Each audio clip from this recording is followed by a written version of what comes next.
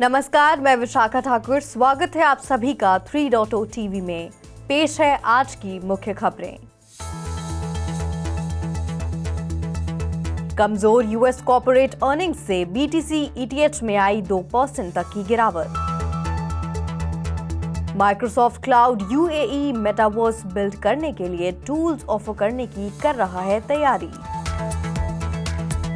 दुनिया के सबसे बड़े बिटकॉइन माइनर कोर साइंटिफिक के स्टॉक में लिक्विडिटी क्राइसिस के कारण आई गिरावट।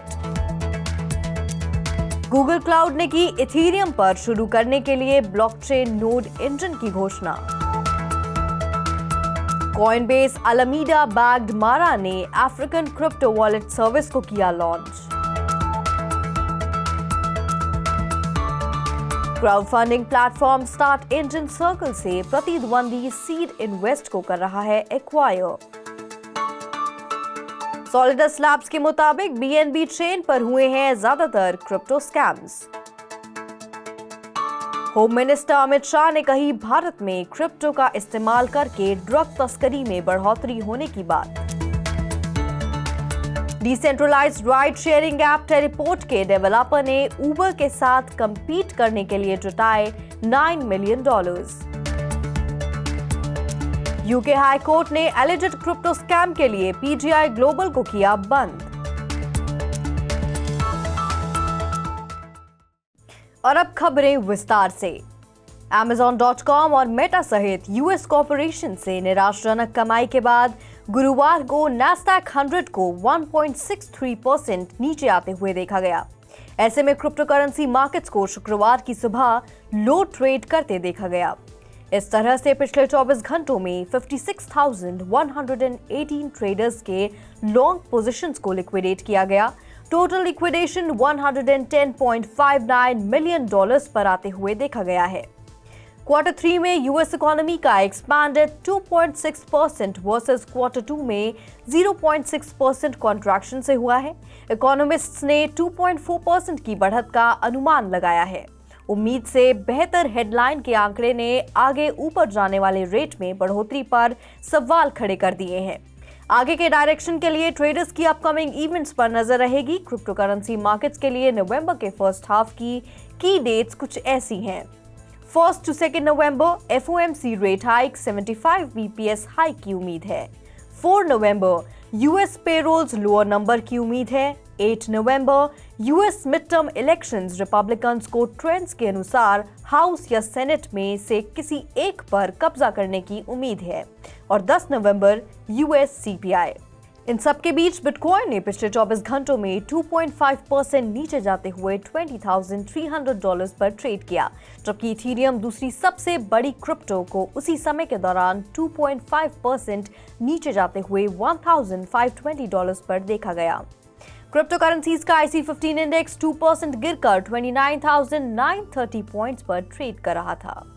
Microsoft cloud public mix reality technology integration services provide करके मेटावर्स में बिजनेसेस की मदद करना चाहता है। माइक्रोसॉफ्ट की यूएई ब्रांच के COO इसान अनबतावी ने खुलासा किया है कि सॉफ्टवेयर जायंट कुछ प्रोडक्ट्स पर काम कर रहे हैं ताकि मेटावर्स के अपने विजन को जीवंत किया जा सके। अनबतावी यूएई के डिजिटल और वर्कप्लेस ट्रांसफॉर्मेशन में तेजी लाने के साथ साथ ऑपरेशंस और बिजनेस मॉडल्स को सुव्यवस्थित करने के लिए मेटावर्स को महत्वपूर्ण मानते हैं। इतना कहने के बाद कंपनी अपनी मेटावर्स सर्विसेज को साकार करने के लिए कई प्रोडक्ट्स पर दांव लगा रही है। US securities and exchange commission को एक फाइलिंग में की गई एक घोषणा के अनुसार दुनिया के सबसे बड़े बिटकॉइन माइनर्स में से एक कोर साइंटिफिक बैंक्रप्सी का सामना कर सकता है, क्योंकि इस साल के अंत या फिर उससे पहले उसके पास कैश रिसोर्सेज की कमी होने की उम्मीद है। घोषणा के बाद 27 अक्टूबर को यूएस प्री मार्केट ट्रेडिंग में नैस्डैक लिस्टेड माइनिंग कंपनी के शेयरों में 70% की गिरावट आई है। फाइलिंग में कंपनी ने कहा है कि हमारी फ्यूचर लिक्विडिटी रिक्वायरमेंट का अनुमान लगाना बहुत मुश्किल है और ये लागू बैंक्रप्सी या इंसॉल्वेंसी लॉज के तहत संभावित रूप से राहत मांग सकता है। कोर साइंटिफिक में लिक्विडिटी क्राइसिस क्रिप्टो विंटर के दौरान होता है, जब लो बिटकॉइन प्राइसेस और high electricity costs bitcoin miners के लिए प्रॉफिटेबिलिटी को खत्म कर देती है। 27 अक्टूबर को गूगल क्लाउड ने एक ब्लॉकचेन नोड इंजन की अवेलेबिलिटी की घोषणा की, जो एक ब्लॉकचेन आधारित टूल है जिसे वेब3 डेवलपर्स को ब्लॉकचेन आधारित प्लेटफॉर्म पर नए प्रोडक्ट्स को बनाने और डिप्लॉय करने में मदद करने के लिए डिजाइन किया गया है। Blockchain node engine Web3 development के लिए एक पूरी तरह से प्रबंधित नोड होस्टिंग सर्विस इथीरियम के साथ अपने प्राइमरी नेटवर्क के रूप में शुरू होगी। ये ब्लॉकचेन डेवलपर्स को ब्लॉकचेन तक सुरक्षित पहुंच के साथ पूरी तरह से प्रबंधित इथीरियम नोड्स प्रोवाइड करने में सक्षम बनाता है। गूगल के अनुसार मैनुअली एक नोड को डिप्लॉय करने के लिए एक कंप्यूट इंस्टेंस के प्रोविजन की जरूरत होती है, साथ ही एक इथीरियम क्लाइंट स्थापित करना और नोड के नेटवर्क के साथ सिंक होने की प्रतीक्षा करना। हालांकि एक फुल नोड को पहले ब्लॉक से सिंक होने में कई दिन लग सकते हैं।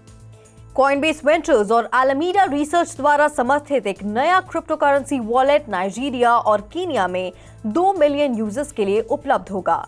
मारा एक डिजिटल फाइनेंशियल इकोसिस्टम प्रोजेक्ट है जो रजिस्टर्ड यूजर्स के लिए एक क्रिप्टो करेंसी वॉलेट रिलीज करने के साथ नाइजीरिया में अपनी जर्नी शुरू कर रही है। इस प्रोजेक्ट को क्रिप्टो करेंसी इंडस्ट्री हेवीवेट से फंडिंग रिसीव हुआ है, जिसमें कॉइनबेस वेंचर्स, एलामीडा रिसर्च, यूबॉय और कई अन्य इन्वेस्टर्स और वेंचर कैपिटलिस्ट शामिल हैं। मारा वॉलेट अपने ऐप के माध्यम से crypto currency brokerage services provide करेगा, जिससे यूजर्स फियाट और क्रिप्टो को बाय, सेंड, सेल और विड्रॉ की अनुमति देंगे। ऐप क्रिप्टो करेंसीज और पर्सनल फाइनेंस मैनेजमेंट पर एजुकेशनल रिसोर्सेज तक पहुंच प्रदान करेगा। Crowd funding platform start engine ने सर्कल से राइवल प्लेटफॉर्म सीड इन्वेस्ट के एक्विजिशन की घोषणा की है, जो कि यूएसडीसी स्टेबल कॉइन के लिए जाना जाता है, जिसका फाइनेंशियल इंडस्ट्री रेगुलेटरी अथॉरिटी से अप्रूवल पेंडिंग है। सीड इन्वेस्ट की परचेज प्राइस का खुलासा नहीं किया गया था और जब कॉइनडेस्क उनके पास पहुंचा तब सर्कल तुरंत कमेंट के लिए अवेलेबल नहीं था। सीड इन्वेस्ट एक्विजिशन पिछले साल में इक्विटी क्राउड फंडिंग सेक्टर में सेकेंड सिग्निफिकेंट M&A ट्रांजैक्शन है। Crypto risk monitoring firm solids labs के रीसेंट रिसर्च के अनुसार सभी BEP20 टोकन्स का लगभग 12% BNB चेन पर स्टैंडर्ड टोकन स्कैम से जुड़ा हुआ है। रिसर्च फर्म के अनुसार हर घंटे 15 डिप्लॉयड स्कैम्स का पता लगाया जाता है। इसने पिछले 2 हफ्तों में 12 मेजर ब्लॉकचेन्स में 188,525 से ज्यादा स्मार्ट कॉन्ट्रैक्ट स्कैम्स की खोज की है। रग पुल्स के अलावा जो डिसेंट्रलाइज्ड फाइनेंस में आम है, सॉलिडस ने टोकन इम्पर्सोनेशन स्कैम्स में वृद्धि की रिपोर्ट की, जिसमें विक्टिम्स को इन्वेस्टमेंट में धोखा देने के लिए एक वेल नोन टोकन सिंबल को इम्पर्सोनेट करने के लिए एक फ्रॉडुलेंट टोकन कॉन्ट्रैक्ट तैनात किया गया है। अपनी रिलीज में सॉलिडस लैब्स ने विस्तार से नहीं बताया कि BNB चेन में इथीरियम की तुलना में कॉन्ट्रैक्ट स्कैम्स का प्रतिशत ज्यादा क्यों है। इसके रिसर्च से पता चलता है कि इथीरियम पर सभी ERC20 टोकन्स का 8% फ्रॉडुलेंट कैरेक्टरिस्टिक्स को एग्जिबिट करता है। भारत के होम मिनिस्टर और प्राइम मिनिस्टर नरेंद्र मोदी के करीबी अमित शाह के एक ट्वीट में कहा गया है कि डार्कनेट और क्रिप्टो करेंसीज के लिए ड्रग की स्मगलिंग में वृद्धि हुई है, जो आतंकवाद के लिए भी जिम्मेदार है। शाह ने 26 अक्टूबर को वेस्टर्न इंडिया में अपने होम स्टेट गुजरात में ड्रग की ट्रैफिकिंग और नेशनल सिक्योरिटी पर एक हाई लेवल रीजनल मीटिंग के दौरान ये टिप्पणी की।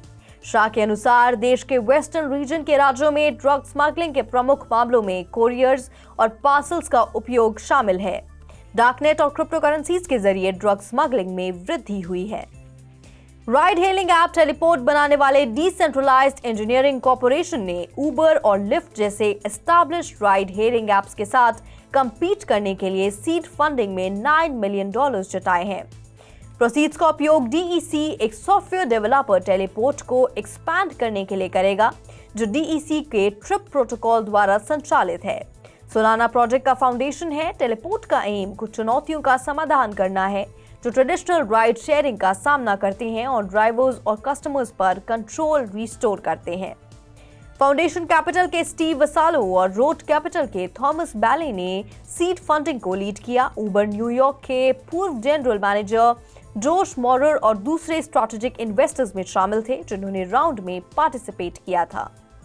यूनाइटेड किंगडम हाई कोर्ट ने PGI ग्लोबल UK लिमिटेड के लिक्विडेशन का आदेश दिया है, जिस पर एक क्रिप्टो करेंसी स्कैम के संचालन का आरोप लगाया गया था। इन्वेस्टर्स को 200% तक का वादा किए हुए रिटर्न्स नहीं मिले और वे अपने फंड को वापस लेने में भी असमर्थ थे। पीजीआई ने संभावित इन्वेस्टर्स से लगभग 612,000 यूरोज हासिल किए और कथित तौर पर पर्सनल अकाउंट्स में 195,000 यूरो से कम और एक लग्जरी डिपार्टमेंट स्टोर को 10,000 यूरोज का भुगतान करके कम से कम 200,000 यूरोज का गलत इस्तेमाल किया। PGI UK Praetorian group international trading inc की एक सहायक कंपनी है जिसने मैनिला, फिलीपींस में एक ट्रेडिंग डेस्क होने का दावा किया था, लेकिन यूएस अथॉरिटीज ने इसे बंद कर दिया था। आज की खबरों में फिलहाल इतना ही। मैं विशाखा अब लेती हूँ आपसे विदा। ऐसी ही तमाम खबरों के लिए देखते रहिए 3.0 टीवी। हमारे चैनल को लाइक, सब्सक्राइब और शेयर जरूर करें।